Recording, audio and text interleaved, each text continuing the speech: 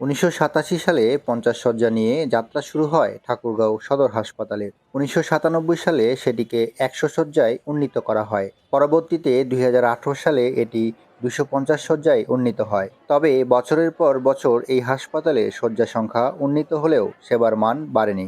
হাসপাতালে নেই ICU, CCU, NICU, PICU, dialysis unit ও নিউরোলজি বিভাগ।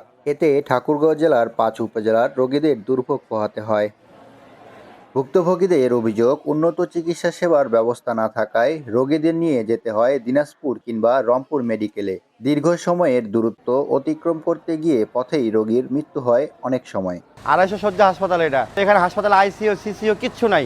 ইমার্জেন্সি কোনো রুগী আসলে সেই রুগীটাকে তাৎক্ষণিকভাবে রংপুরে বা দিনাজপুরে রেফার করতে হয়। অ্যাম্বুলেন্স বা এয়ার ভাড়া করি অনেক সময় রাস্তায় দুর্ঘটনাটি ঘটে যায়। এখানে যদি সব কিছু চিকিৎসা পাওয়া যায় তাহলে সব থেকে ভালো হয় আর কি। তবে দ্রুত সময়ের মধ্যে আইসিইউ চালু করা হবে বলে জানালেন ঠাকুরগাঁও আধুনিক সদর হাসপাতালের এই কর্মকর্তা। ঊর্ধ্বতন কর্তৃপক্ষ অবহিত আছে এবং প্রক্রিয়া চলছে বলতে আইসিইউ ভবন নির্মাণাধীন আছে। প্রায় শেষের দিকে, হয়তো 1-2 মাসের মধ্যে আমরা ভবন হ্যান্ডওভার পেয়ে যাবো বলে আশা করছি। যত দ্রুত সম্ভব ঠাকুরগাঁও হাসপাতালে আইসিইউ সহ উন্নত চিকিৎসা সেবা প্রদানের দাবি স্থানীয়দের। নাহিদ রেজা, বৈশাখী সংবাদ, ঠাকুরগাঁও।